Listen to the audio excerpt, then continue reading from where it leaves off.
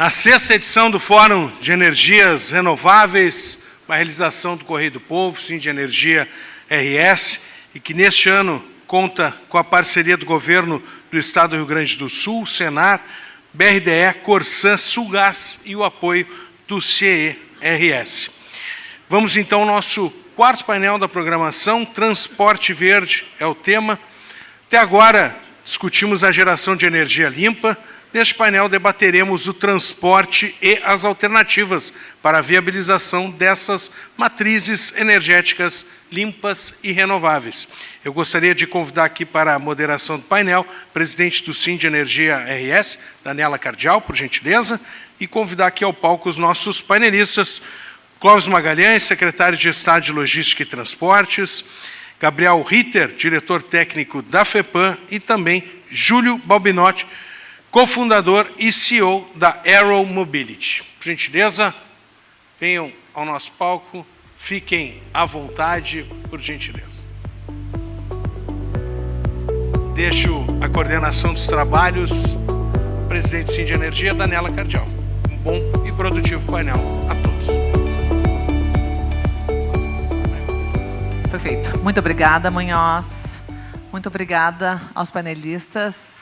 E eu vou dizer que, assim, hoje, o dia, a gente tem ouvido tantas opiniões, tantas convergências, algumas divergências, e isso é muito salutar. E entre algumas falas que nós tivemos aqui, até hoje a gente ouviu pouco, tá? Mas é porque é normal a gente ouvir muito, sobre a participação política na construção do setor de renováveis, entre outros setores, e a participação política no sentido de não atrapalhar. E eu vou dizer uma coisa, o Estado do Rio Grande do Sul, pelo menos no setor de energia, a gente tem visto uma participação política muito construtiva. E é uma honra ver um secretário sentado aqui, assistindo palestra, sabendo da demanda que a gente tem do dia a dia, ainda mais no final de gestão. Então, muito obrigada, secretário. Gabriel, nem vou te falar, nem vou falar, porque eu não sei quem é que tem mais demanda, tá? Porque, de fato, lá na FEPAM, a gente sabe como é que é a loucura, né, Rosaura? Mas assistir um secretário aqui, sentado, olhando, entendendo, aprendendo e contribuindo dentro e fora, é muito, muito importante. Muito obrigado mais uma vez. Mas, de qualquer forma, quero agradecer a todos os panelistas, dizer que chegamos aqui nesse painel por uma caminhada ou uma navegada, né, Boca, muito importante. O setor de energias renováveis, ele entende que a descarbonização completa, ela não é só da geração, transmissão, armazenamento e comercialização de energia. A descarbonização, ela tem que vir de toda a cadeia que é necessária para a gente poder ter a entrega de energia. E um dos gigantes e importantes elos dessa cadeia é o transporte. Então, há alguns anos, a gente fala aí da importância da gente ter modais alternativos de baixo carbono. O Rio Grande do Sul, na sua história, não tão distante, pelo que eu sei, já teve a possibilidade de se ir navegando de Porto Alegre até Torres, né? E hoje a gente está discutindo dragagens, desassoreamentos, a gente está discutindo ferrovias que estão sucateadas, mesmo a gente tendo investimentos gigantes que foram feitos, inclusive no Porto de Rio Grande, né, com todo um equipamento novo, com total desuso. Então, assim, a gente tinha visão, mas a Portos RS é uma grande parceira que a gente comemora aqui e agradece demais. Inclusive, né, Boca, vamos fazer um convite. Hoje é terça-feira, quinta-feira de manhã, nós teremos um lançamento de um projeto que nos orgulha demais. Minha cidade tem um porto, é uma iniciativa da Portos RS, liderada justamente pelo Sandro Boca, diretor, que provoca o pertencimento das cidades que possuem porto, aqui no Rio Grande do Sul, muito mais, principalmente a gente está falando assim, dos portos de Rio Grande, Pelotas e Porto Alegre, né? E a iniciativa da Portos é de abrir as portas dos portos, mostrar para toda a população, olha, e numa iniciativa que não só é para aproximar representantes públicos, representantes do setor privado, mas sim crianças, famílias a entenderem a riqueza e o valor de um porto. Porque quando a gente pensava antigamente em porto, a gente pensava naquela mão de obra que muitas vezes estava ligada a alguma marginalidade, inclusive. E hoje, quando a gente fala em porto, a gente fala em eficiência. Porto de Rio Grande, segundo porto no Brasil em eficiência, né? Recentemente comemorado esse título, só depois de Santos. Então, quem diria que a gente estaria numa posição dessas? Mas sim, nós chegamos numa posição dessas com muito trabalho, e eu acho que a gente tem que bem valorizar as nossas hidrovias, o nosso mar. Agradeço também a participação também da Capitania de Porto Alegre, que está aí. Muito obrigada. A presença, inclusive, o sindicato aqui, que ele é tão voltado à técnica, descobriu a importância de nós conversarmos mais com representantes da sociedade, entendemos como é que a gente pode contribuir para o nosso futuro, que aqui chega em 2000. Se a gente quer 5 GB até 2040, a gente precisa de mão de obra. Qual é a mão de obra que vai ser formada no Rio Grande do Sul, que vai trabalhar relacionado com energia? É a mão de obra do porto também. Então, depois, olha, são tantas conversas que o Fórum de hoje está promovendo, tantas articulações, e aqui os parabéns, porque a gente foi conhecer modelos de educação que são feitos aqui em Porto Alegre, né, com formação de mão de obra para trabalhar justamente em área portuária, e com essa visão de integrar um pouco mais as energias renováveis para mostrar novas possibilidades de trabalho. Acho que temos um bom projeto surgindo por aí, né? Então, mas, desculpa a delonga, mas eu me emociono quando a gente fala dessas ligações que não são tão óbvias e que elas provocam um crescimento gigante aí do nosso Estado. Então, vou começar pelo secretário, por favor. Secretário, mais uma vez, muito obrigada pela presença.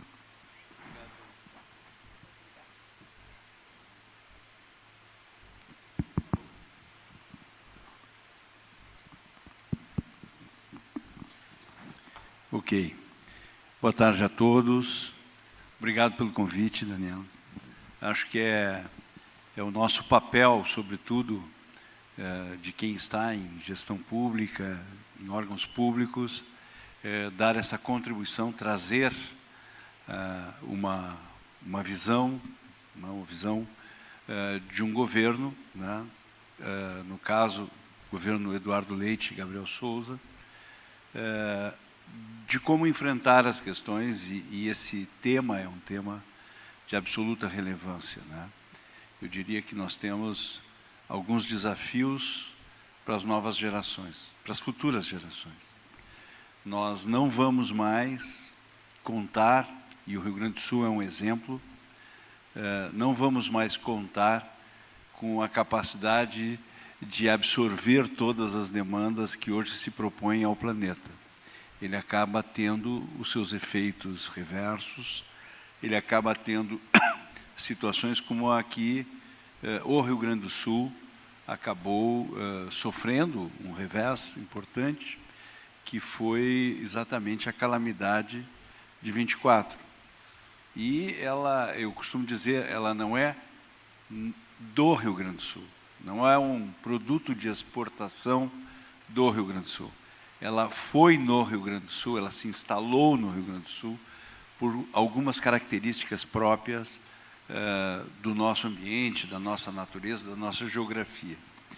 Mas, então, isso nos leva a um posicionamento claro de que precisamos tratar com muita seriedade esta questão da energia, principalmente, das energias renováveis, de um menor impacto sobre a estrutura, né, do planeta, sobretudo, porque nós não teremos mais a condição de viver como vivíamos anteriormente, sobre um paradigma ainda muito, muito conservador, do ponto de vista dos fatos relevantes estarem lá localizados na enchente de 41, e ao vermos agora 2024, percebemos que isto pode se tornar uma questão mais frequente, na medida em que estamos com muito mais poluição, com muito mais dificuldades. Então, eu acho que a primeira questão é esta. Acho que como agente de Estado, cabe vir aqui, dialogar, ouvir, principalmente, mas trazer algumas das nossas importantes ações relevantes que a gente vem tentando instrumentalizar do ponto de vista, principalmente da Secretaria de Logística e Transportes.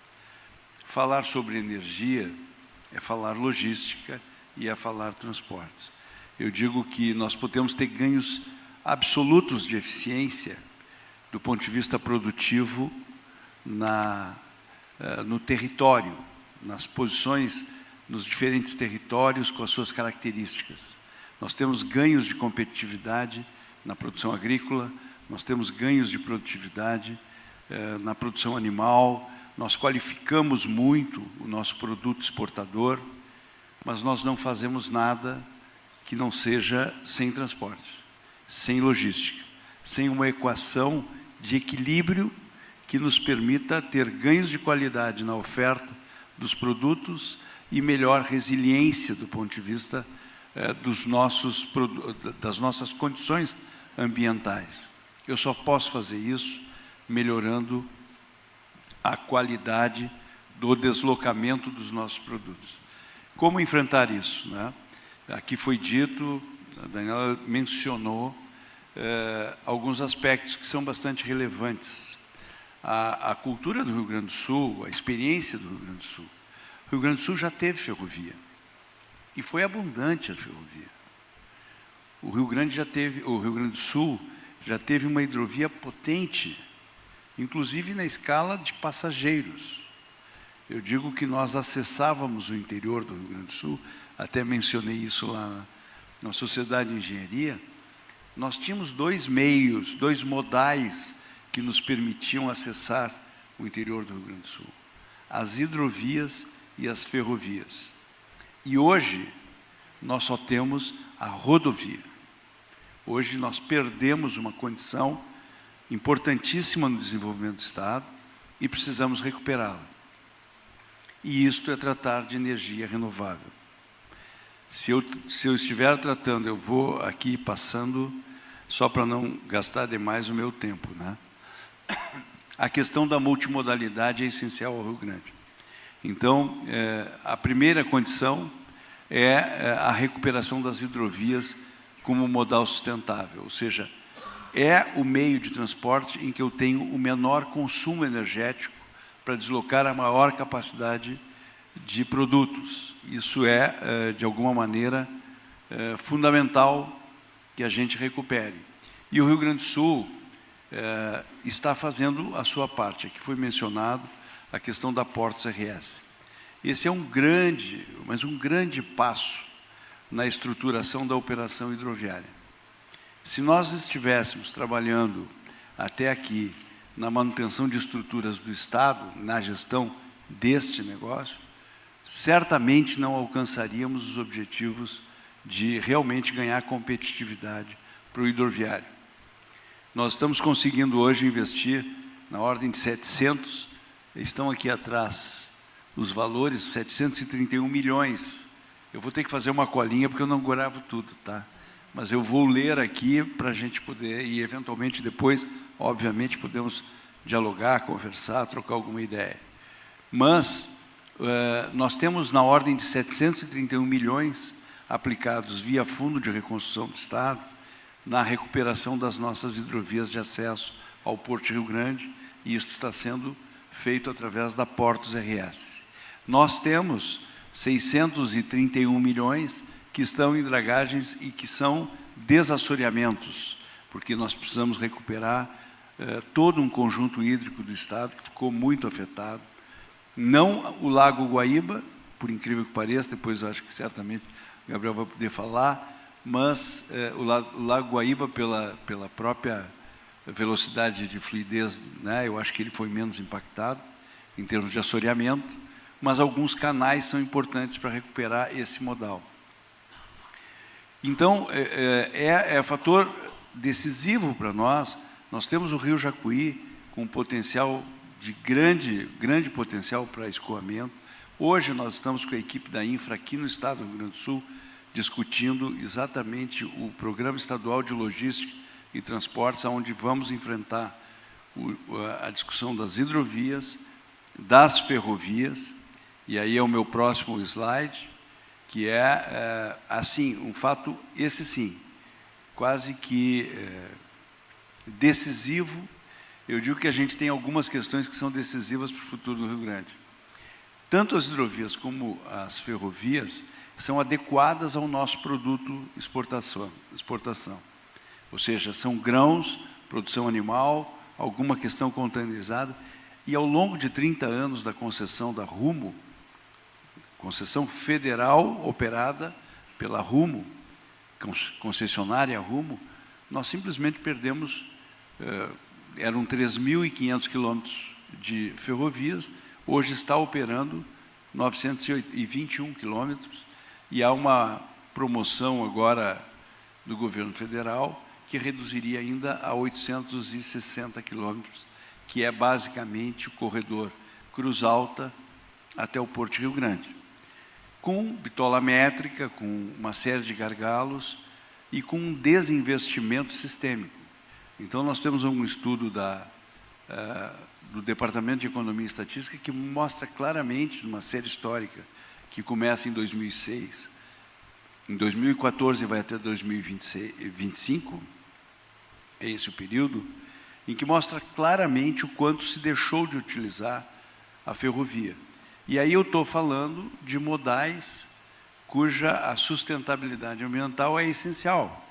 Eu estou trabalhando com roda-trilho, eu estou trabalhando com uma capacidade quilômetro transportado muito mais eficiente e estou tendo menor impacto e maior sustentabilidade. O Rio Grande do Sul precisa discutir isso com muita profundidade. Esses dois modais, e eu digo mais, o Rio Grande do Sul tem uma característica geográfica que permite isso. Existem estados brasileiros que não têm hidrovia ou que têm uma dificuldade geográfica para a implantação de ferrovias. Nós não temos. Nós somos, de alguma maneira, bastante favorecidos com isso. Então, do ponto de vista do transporte verde, nós temos esses dois grandes modais a serem aprofundados na discussão e reivindicados ao governo federal que tome uma iniciativa mais apropriada aos interesses do Rio Grande e às futuras gerações. Eu digo que nós temos o desafio da inteligência artificial, por um lado, mas sem logística, nem a inteligência artificial nos ajuda, porque nós não vamos ter como escoar. E nós estamos muito próximos de um modelo caótico, porque nós estamos totalmente apoiados na rodovia, com desgastes enormes, também com investimentos muito significativos, mas com esgotamento, inclusive, no recrutamento de mão de obra. Hoje, um motorista a ser treinado para se aplicar na rodovia, com os gargalos rodoviários que a gente encontra, ele se torna uma mão de obra difícil, cada vez mais difícil de ser recrutada.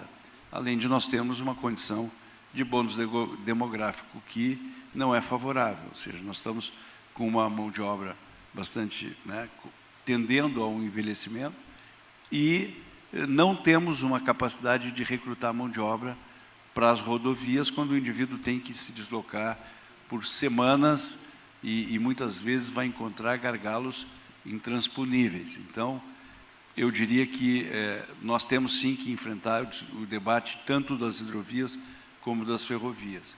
E, por fim, obviamente, não podemos abandonar o modal rodoviário, porque ele ainda é e será, ao longo do tempo, sempre será, porque ele tem uma escala dentro da promoção logística que é a primeira milha como referência, necessária para abastecer os troncais, que são tanto as hidrovias como as ferrovias.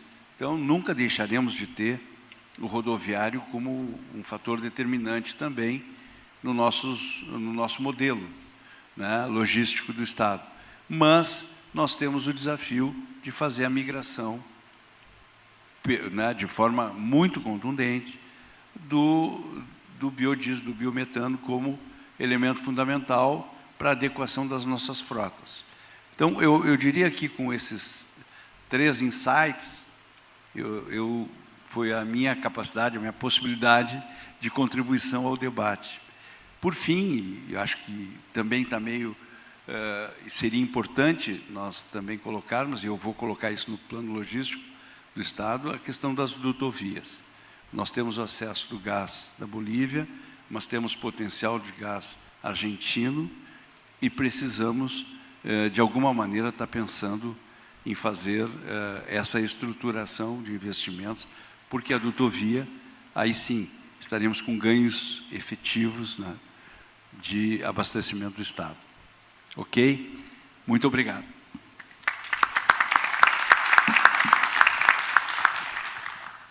Secretário, de fato, a gente até fez uma outra discussão lá na Sociedade de Engenharia também, né, dessa importância da diversificação de fontes, das aptidões que a gente tem naturais aqui, renováveis e não renováveis, né, de como bem aproveitar para trazer uma segurança energética para o Estado. Quando a gente pensa em ampliação de matriz, os números, os maiores, estão ligados às renováveis, né? Quando a gente fala, por exemplo, numa PCH, a gente está falando num projeto aí de 30 megawatts, quando a gente fala numa eólica, a gente está falando de 300 megawatts. Então, quando a gente está falando de projetos de gás, ou até mesmo de carvão, que a gente ainda tem, são produtos aqui que tem no Rio Grande do Sul, que podem ser utilizados, porque sabemos que vão crescer numa proporção muito menor do que as renováveis. Então, a nossa matriz, que já é 85% mais ou menos renovável, ela tem uma tendência de chegar aos 90% em breve, e sabemos do compromisso dela chegar próximo aí aos 100%, mas não sabemos se isso é a realidade do Rio Grande do Sul a longo prazo. Sabemos, aliás, a médio prazo. A longo prazo, sim, mas a médio prazo a gente precisa pensar numa matriz segura. E quando a gente fala em segurança associada à logística, e principalmente na ferrovia, eu me lembro de um estudo que a gente viu, que inclusive o Tiago aqui da Fiergs apresentou, da Ferroeste, num Fórum Gaúcho de Mudanças Climáticas, se eu não me engano, e a secretária Marjorie perguntando, mas vem cá, por que essa rodovia não vai chegar até lá Rio Grande? Né? A gente tem aptidões, a gente já tem trajetos, a gente tem necessidade. Não temos o fluxo suficiente? É isso? Enfim, a gente precisa discutir, porque, do ponto de vista ambiental, me corrija se eu estiver errado, Gabriel, os licenciamentos, eles vão estudar as realidades, a gente tem muitos dados, a gente está falando de melhorias de alguns modelos, né? Então, inclusive, e aí não me limitando a ferrovias, mas claro que precisamos falar um pouco aqui de dragagens e de estacionamentos, porque isso tudo é segurança.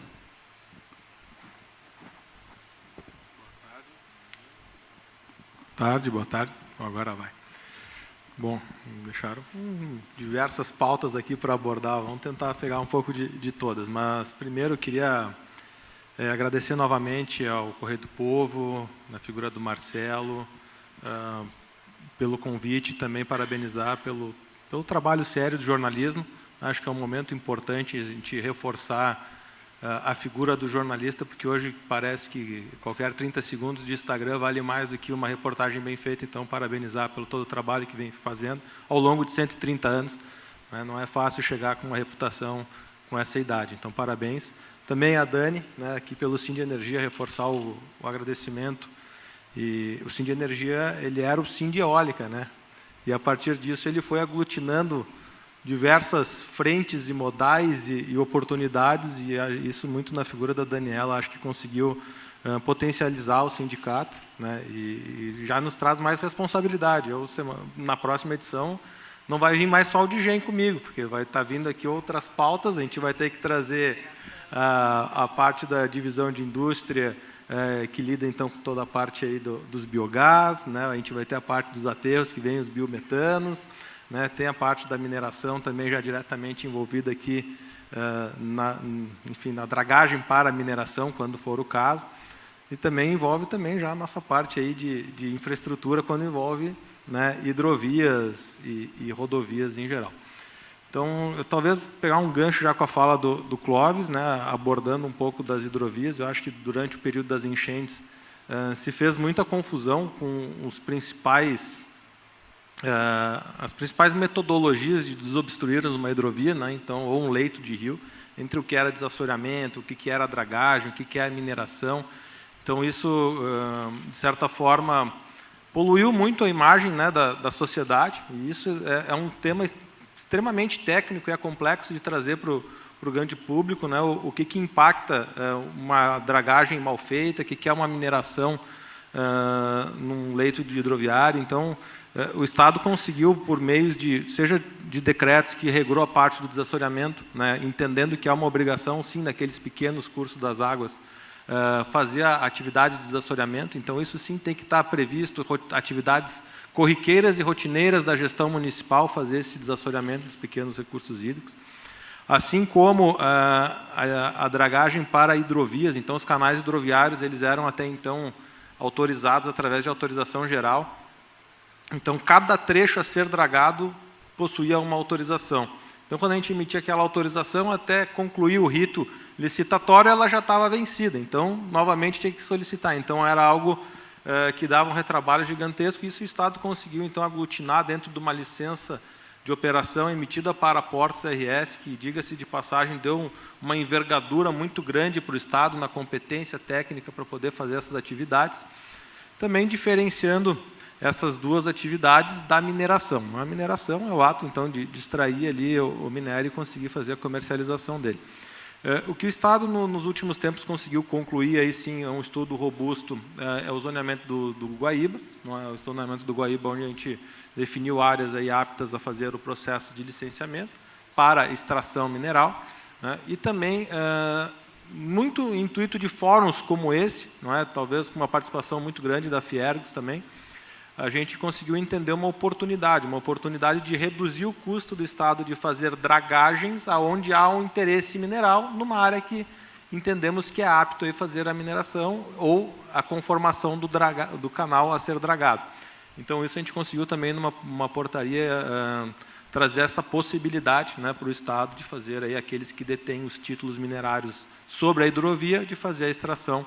A gente conseguiu, uma engenharia um tanto quanto burocrática, dar, né, a legalidade para que essa atividade seja executada. Isso com um conhecimento técnico muito grande, tanto da área que licencia a hidrovia, quanto do pessoal da mineração, entendendo já suas intercorrelações aí com a Agência Nacional de Mineração. Então, esse é o primeiro ponto. Acho que o Estado, na questão da hidrovia, não nos preocupa mais. Né, o presidente Renato aqui, balançando a cabeça, não é algo que nos traz nenhum tipo de problema, está todas as hidrovias aí devidamente licenciadas. E eu vou fazer um gancho com o último slide do Clóvis aqui. Duas histórias, né? A primeira quanto ao biometano. Então, grande parte do nosso biometano gerado do Estado, ele vem oriundo de resíduos sólidos. Então, a quem não sabe, num passado não muito distante, todos os lixos por nós gerados, eles eram depositados em algum local sem o menor controle. Então, eram os famosos lixões, isso espalhados pelo Estado inteiro. Em determinado momento, se começou um trabalho muito forte de regularização ambiental desses lixões. Então, lixões viram aterros sanitários, então todo o controle para evitar que percolados infiltrem no solo, garantam a nossa qualidade do freático. Mas esse aterro sanitário, com aquele material se decompondo, ele gerava, então, um gás, e esse gás, até em determinado momento, o bom desse gás era coletar esse gás e queimar esse gás, para reduzir, então, a emissão do metano para, assim, o gás carbônico. Então, isso já era um ganho ambiental, né, em determinado momento, a queima do gás gerado. Então, a partir disso, se começou a gerar energia deste gás, né? Esse gás, então, era queimado, gerando turbina, gerando energia elétrica, que podia ser comercializado. E agora chegamos, talvez, numa maturidade ambiental maior ainda, que é a questão deste gás ser purificado, então, esse biogás coletado, purificado, gerando biometano e alimentando diversas indústrias ou veículos, né, que vão girar aí no modal rodoviário. Então, esse é um momento que talvez eu, ou quem mais aqui trabalha na área ambiental, é a consagração, é aquele momento que um passivo ambiental ele vira um ativo na cadeia econômica, né? Então, a gente começa a ter aí grandes frutos econômicos. trajetória similar tem os dejetos do agronegócio, não é? Então, a criação de porco no passado, talvez um pouco mais distante, a localização ideal era que fosse próximo ao recurso hídrico, porque ali passava o recurso hídrico e levava, né, os dejetos adiante. Isso era a forma de tratamento à época. E, a partir disso, né, os sistemas foram evoluindo, então, até determinado momento, não se pode mais licenciar a exploração de suínos, porque não tem mais área para aplicar os dejetos, fazer a incorporação ao solo. Isso, em outras palavras, depois dele fermentado ali, ou compostado, ele vira aí um adubo.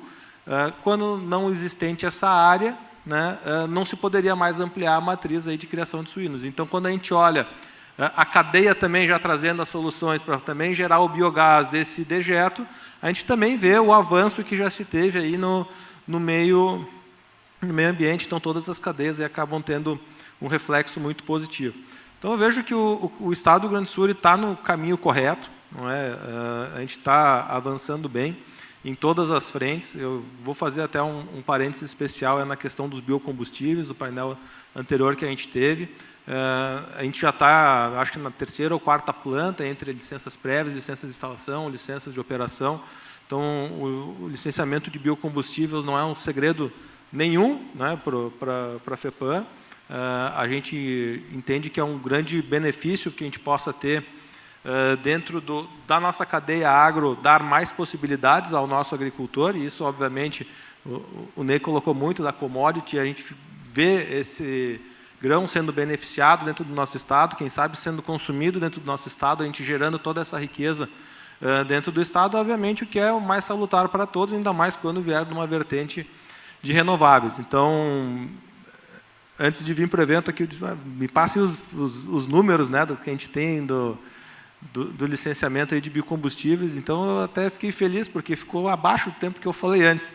Então, 120 dias de média de análise, 123 dias de média de análise do processo, né, do investimento aí na monta de R$ 1,5 bilhão no estado do Rio Grande do Sul. Agora, a fase de licença de instalação aí, em 47 dias, acredito que mais uma semana esteja concluindo o processo. Então, assim, são números que mostram que o Estado está conseguindo dar a resposta que a sociedade precisa, dar a resposta que o investidor precisa, porque o investimento ele também tem o seu timing, não é?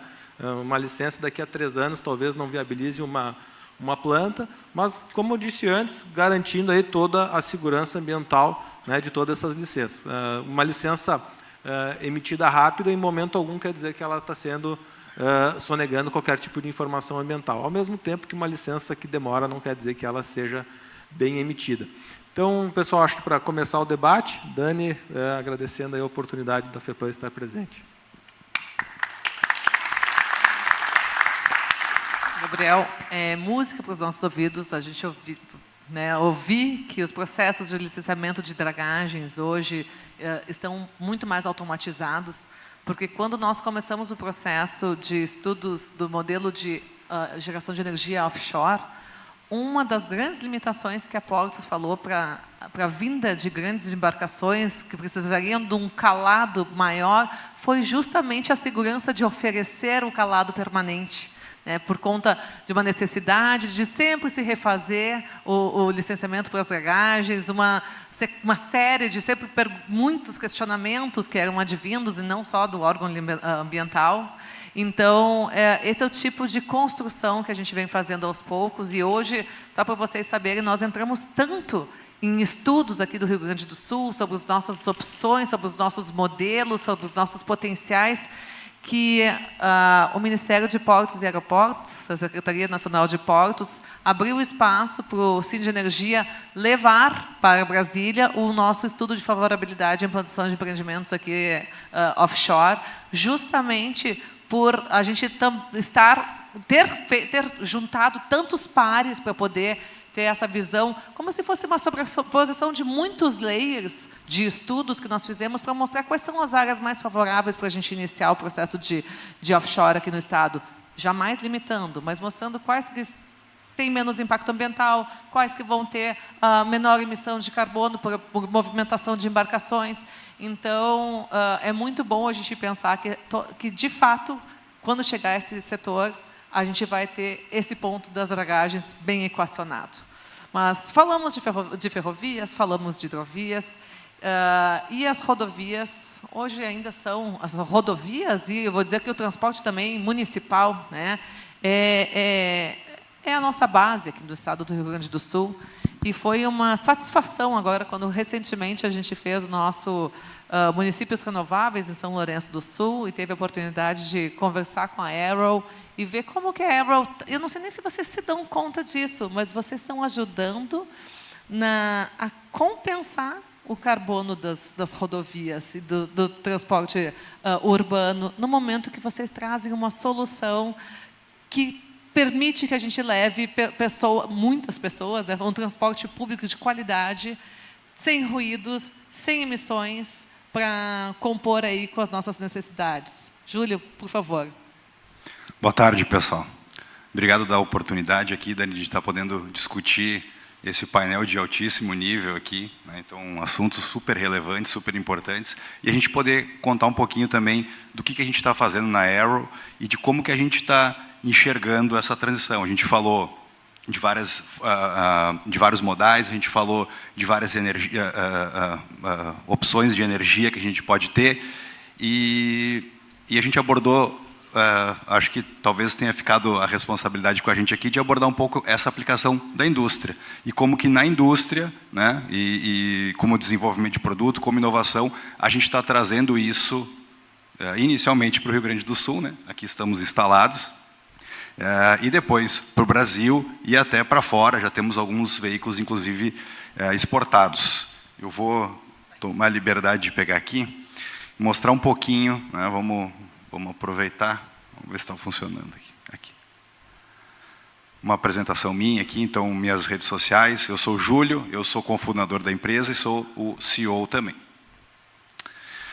Está aqui, olha que bonitão a nossa versão de passageiros aqui, né? Então, e a foto ficou bonita também, né? Então, a nossa visão é de liderar uma revolução na mobilidade urbana sustentável.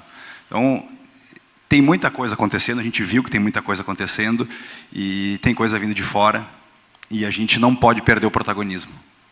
Até porque o produto que vem, com todo respeito a todas as estratégias de outras empresas, o produto que vem da China, que vem da Europa, ele não está preparado para as nossas estradas, ele não está preparado para as nossas cidades, e ele não entende a cultura que a gente tem de uso de produtos aqui, e a gente vê muito isso, né? As empresas demoram para adaptar esses produtos à nossa realidade, né?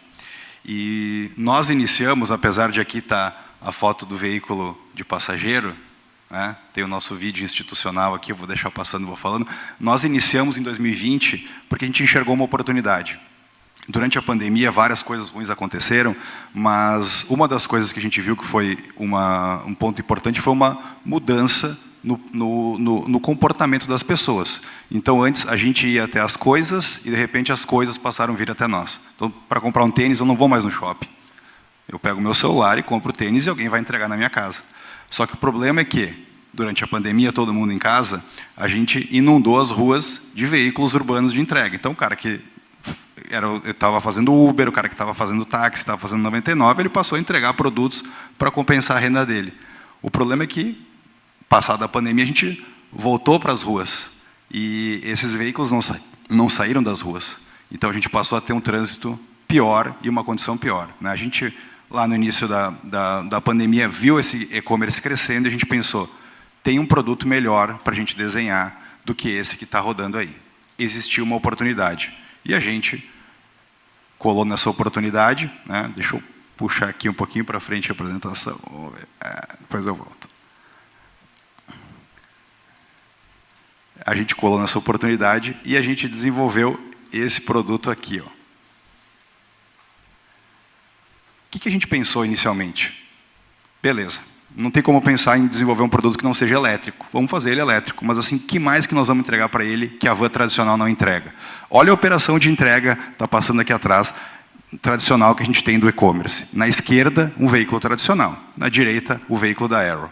Então, olha no veículo da Arrow, o motorista consegue levantar, ele já está pegando a caixa dele, porque ele consegue caminhar dentro da van. Na esquerda, ele foi sair da van, passou um veículo, ele não está numa posição segura de saída. Aí que ele conseguiu sair. Ele vai ter que dar a volta na van, enquanto isso o motorista da Arrow já pegou as caixas, a porta abre automaticamente, olha só, com uma pulseirinha, ele não precisa botar nenhuma caixa no chão, ele consegue sair. Quando ele sai, com a mesma pulseirinha ele fecha a porta e em 44 segundos ele fez uma entrega. Não é uma grande vantagem se tu for olhar, né? O motorista da van tradicional, a gente está andando nas ruas aqui, todo mundo vê os motoristas dos e-commerces tradicionais com os pacotes todos jogados no chão, os pacotes com as nossas entregas, procurando caixa, organizando, volta para dentro da van, né? Então, demora muito tempo. A gente estima aí que isso demora em torno de 1 minuto a mais, um pouquinho menos, por entrega. Só que ele faz 200 entregas por dia. Então, ele perdeu 200 minutos caminhando ao redor da van. Olha a oportunidade que a gente tinha. Então, trazendo um pouquinho do que a gente pensou em fazer um veículo, né? Aqui já voltou, né? Mas a gente pensou em fazer um veículo que entregasse o design diferente, ele é muito diferente, ele chama a atenção na rua, ele fosse verde, agora eu vou voltar aqui que a minha apresentação também é bagunçada, tá aqui, ó. Que ele fosse verde, e que não só isso, ele tivesse também a questão da eficiência. O que aconteceu quando a gente fez isso? A empresa que precisava de 2, 3 vans para fazer a entrega, ela passou a usar um Arrow, né? A gente tem, hoje os nossos clientes, em sua maioria, estão em São Paulo, mas a gente tem, por exemplo, a BR Supply operando aqui, a empresa aqui do Rio Grande do Sul, operando aqui na região da Grande Porto Alegre, em Porto Alegre também, e ele conseguiu tirar 2 vans tradicional para colocar um Arrow fazer as mesmas entregas, exatamente porque ele tem produtividade. Além disso, olha a última coisa que eu vou falar, além disso, ele é elétrico. Então, a gente conseguiu criar um veículo que, como ele é elétrico, eu não tenho motor na frente, eu coloquei o motorista numa posição mais para frente, como um micro-ônibus. Então, já dá o spoiler da transformação, depois de ele ter virado micro-ônibus. Ele está numa posição de micro-ônibus, o motorista foi para frente do eixo, ganhamos 60% de capacidade de carga, só por ter deslocado o motorista, tirando aquele motor de lá. Então, mais produtividade, melhor condição interna, né, de quantidade de pacotes em volume, ainda é elétrico, não polui dentro dos centros urbanos, onde o elétrico tem a melhor performance, realmente na estrada não é a praia dele, e, além disso, zero ruído. Então, como tu comentou, né, de uma dificuldade, a gente vai criando oportunidades, e a gente começou a ver que a gente tinha na mão, talvez, um produto muito diferente, desenvolvido no Rio Grande do Sul, né, Engenharia Gaúcha, nós somos oriundos de uma empresa fabricante de ônibus de Caxias do Sul, né, já que eu estou falando aqui pela indústria, uma outra coisa que é importante a gente comentar, a indústria tem um papel muito importante, a gente fala de desenvolvimento de tecnologia no Estado, que a gente quer apostar em desenvolvimento de tecnologia, mas olha só como é importante, nós temos no Rio Grande do Sul um dos maiores polos de desenvolvimento de veículo da América Latina, em Caxias do Sul, aqui no nosso Estado. Então a gente tem que potencializar isso também. A gente tem que incentivar isso também e tem que ter orgulho disso, né? Então, aqui eu trouxe um dos nossos produtos para a gente olhar, mas ele se tornou, a gente criou outros produtos, né? Então, eu falei aqui do case do Arrow One, né? Mostrei aqui que é o nosso principal produto, mas a gente desenvolveu outros produtos a partir daí. Pô, nós tínhamos uma van de entrega com a maior capacidade do mercado. Vocação para desenvolvimento de ônibus da indústria que a gente veio. Vamos desenvolver um veículo de passageiro também, e a gente desenvolveu o Arrow Pax, então, pensado da seguinte forma. Bom, conhecemos já as vans e os micros aqui que tem nos nossos centros urbanos, eles têm uma vantagem de custo de aquisição, então, eles são relativamente baratos se comparados a um veículo elétrico, né? Porém, tem toda a questão da poluição e tudo mais, né? Então, a gente foi olhar também os veículos elétricos disponíveis, os ônibus, normalmente ônibus maiores, com altíssimo custo de aquisição. Dificulta quando o município não ajuda, quando o município não coloca dinheiro, em alguns casos ele coloca, mas quando ele não coloca, dificulta muito a aquisição. E a gente foi olhar, então, também outra alternativa, que são as vans elétricas que tem no mercado, porém, vans menores, né, são vans, não são vans tradicionais, estampadas, não tem a capacidade que a gente tem com o nosso veículo, exatamente por a gente ter reposicionado o motorista. Vamos criar um produto para atender isso aqui? O que seria? Então, a gente trouxe o Arrow Pax aqui, 100% elétrico, desenvolvido e produzido em Caxias do Sul.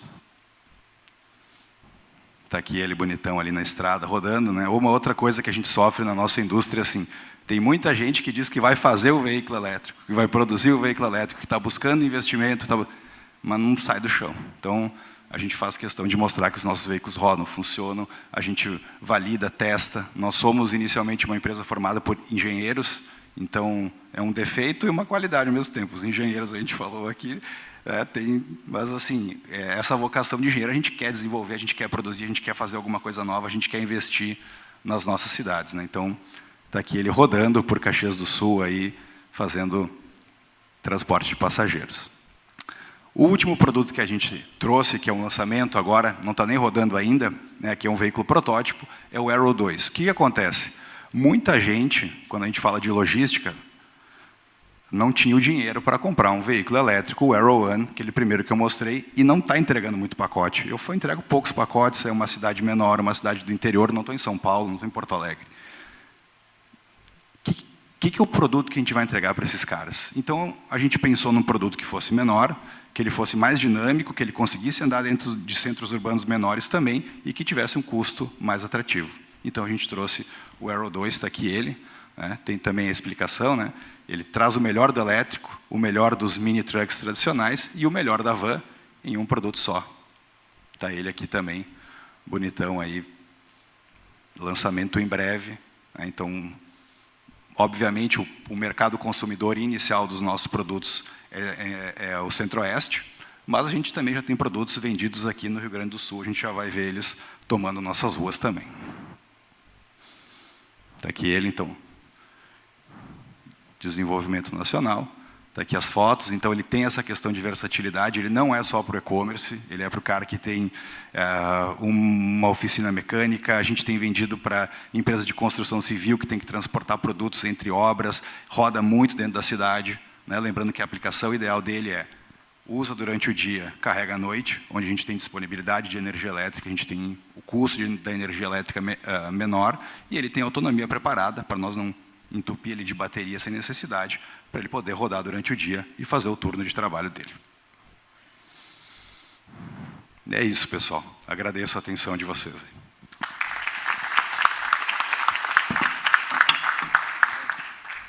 Fantástico, Júlia. A gente estava comentando aqui, o Gabriel perguntou, eu sou de Caxias. A gente não conhecia ainda, né? E, de fato, nós fomos conhecer a proposta em São Lourenço do Sul, porque o Sinergia tem essa ação, né, que é de ir visitar o interior do estado, os municípios, ver o que está tendo, quais iniciativas estão tendo lá e também propor outras iniciativas.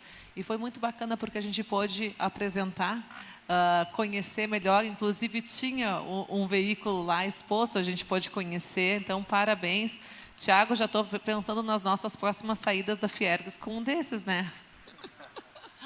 Mas, de fato, nós temos tantas alternativas. O Estado do Rio Grande do Sul tem tanta tecnologia, tem tanta capacidade de educação, tem tanta indústria já entregando. O que nós precisamos fazer, e nós estamos tentando e contamos aí, inclusive com não só o apoio do governo atual, mas os futuros, e tem que vir do setor privado a provocação, mas o setor público tem que entender também que é uma contribuição tão importante para a sociedade descarbonizar os nossos modais logísticos, porque as rodovias elas vão continuar sendo extremamente importantes para transportar passageiros. Cargas a gente tem que tirar por um respeito às pessoas da estrada. Temos que deixar as cargas que são extremamente necessárias. E o Rio Grande do Sul, de fato, tem todas as alternativas. Acho que com bons projetos, com bom rigor técnico para licenciamento e com boa estruturação de planejamento público, a gente tem um belo caminho pela frente. Sem dúvida. Eu acho uma das questões bastante relevantes, principalmente dessa experiência que vocês estão desenvolvendo, é a questão do espaço urbano, né? Não apenas do ponto de vista da poluição produzida, porque as cidades são as maiores contribuições à poluição do planeta, né? Então, nós já estamos mudando uma matriz importante dentro do deslocamento, mas, sobretudo, a eficácia da operação urbana. Eu achei muito interessante aquele primeiro vídeo que tu mostrasse, onde tu está melhorando muito a eficiência da operação em meios urbanos, em centros urbanos. Isso é uma coisa impressionante. Quem de nós já não teve que ficar atrás de um caminhão que está descarregando, ou de uma van, ou de um veículo de carga, porque ele não tem lugar para estacionar, muitas vezes, ele para no meio da rua, aí tu fica retido, isso é tempo perdido na dinâmica urbana de um modo muito impactante, né? Nos centros urbanos a gente perde muito tempo, então ninguém vai, ou então tu vai com um Uber, tu tem uma utilização baixa do ponto de vista do gasto energético para produzir a tua viagem, e aí tu está dando eficiência aos espaços urbanos, né? Por uma questão óbvia, por uma questão que o equipamento que está disponibilizado, ele não é adequado.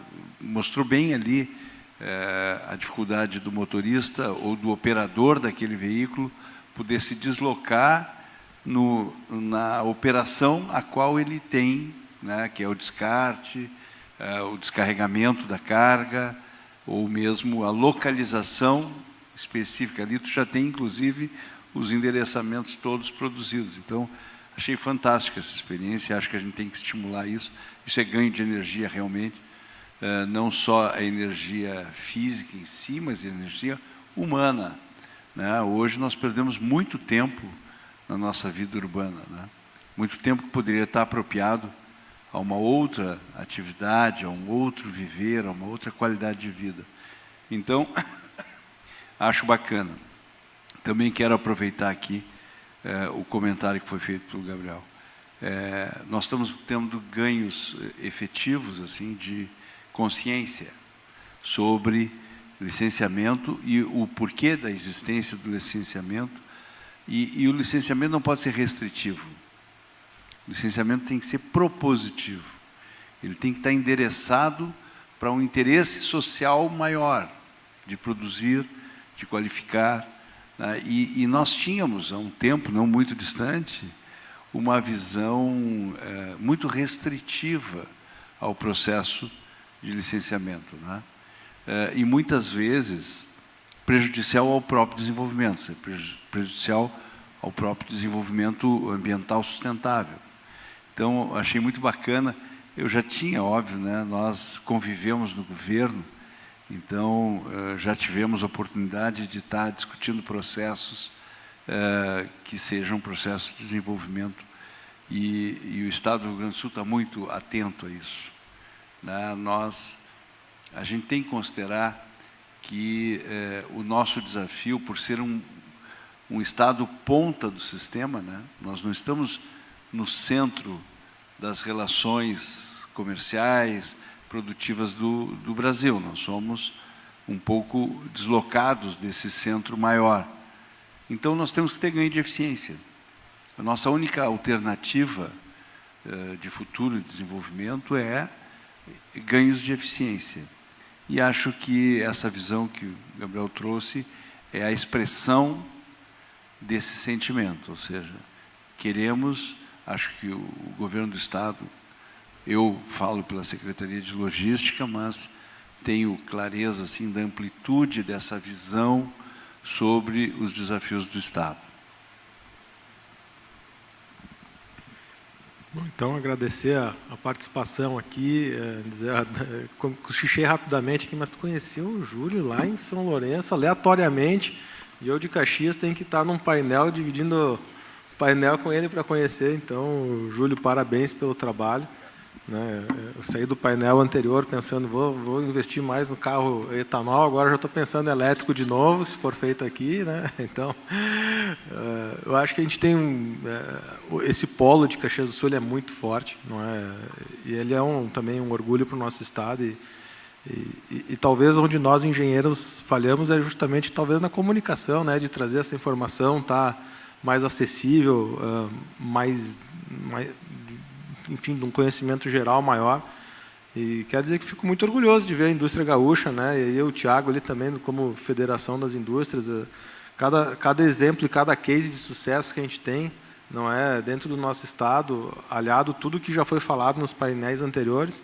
Então, de novo, eu não tenho dúvida que o Estado do Rio Grande do Sul está no caminho correto, não é? Buscando um desenvolvimento sustentável, explorando seus recursos naturais, seja hidrovias, né? Seja potencial eólico, hídrico, enfim, ou mineral, em todas as suas esferas, mas com muita responsabilidade. Então, certamente sai de um evento como esse, muito enriquecido de informação, mas aquela sensação de estarmos no rumo correto. E é sempre bom esses eventos que o Sindenergia organiza, porque ele nos bota sempre o pé no chão. E também, se não estivesse no caminho correto, a gente volta para casa com a missão de ajustar, isso não é problema nenhum. Aqui a gente o Thiago é conselheiro, a Marion é conselheira, e a Dani, no início da fala dela, ela fala sobre convergências, embora que houve poucas divergências, e não tem problema divergir, né? Feio é não saber conversar, né? Isso, o Estado do Rio Grande do Sul tem uma maturidade muito grande nos seus âmbitos e nos seus fóruns de discussão,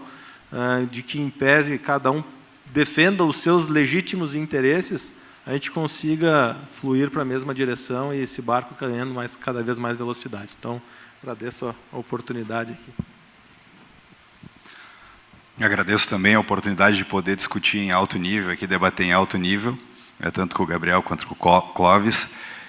Enquanto tu falava, Clóvis, uma das coisas que eu achei importante, né, depois a Dani mencionou também, é a gente aproveitar para tirar o máximo possível as nossas cargas das estradas, né? Tu comentou, né? E tu estava explicando das hidrovias e deu um estalo, porque alguns componentes do nosso veículo, obviamente, não são produzidos no Brasil, não tem produtores, como as baterias.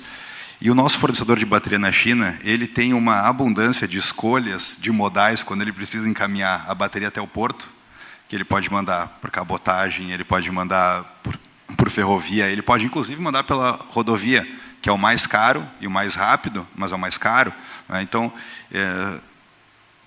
a gente precisa cada vez mais dessas opções, né, para que a gente possa melhorar a nossa competitividade, melhorar o nosso planejamento, né? O fato do modal rodoviário ser o mais rápido também, ele te dá uma conveniência que tu nem precisa planejar tanto assim. Tu chama, amanhã tu tem um frete expresso ou alguma coisa que facilita. Aí para tudo. Vai pro beleléu, né? É verdade, é verdade. Mas, enfim, acho que é um debate bem importante para trazer, né? E a gente tem países que a gente pode se inspirar, né? A China, que é campeã de infraestrutura, faz isso muito bem, e a gente vê eles fazendo, e isso dá um nível de competitividade. A gente já sabe o quanto que eles são competitivos quando a gente fala de custo, e muito é por causa da logística e das opções que eles têm, né? Então, tem bastante trabalho para a gente fazer. Tu trouxe um outro ponto legal também que eu achei que tem muito a ver com a inovação. A gente trabalha muito com inovação.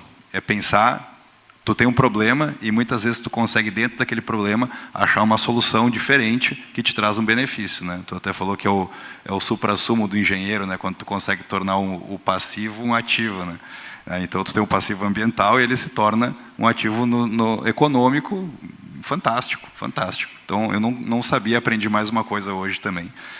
Legal, agradeço bastante a oportunidade, Dani, e uma boa tarde a todos. Valeu. Bom, fecho esse painel, agradecendo a todos pela presença, e com a sensação aqui, o sentimento que o tema de transporte verde, ele não é só um tema de respeito e valorização ambiental, ele é um tema de respeito e valorização às pessoas. Então, muito obrigada.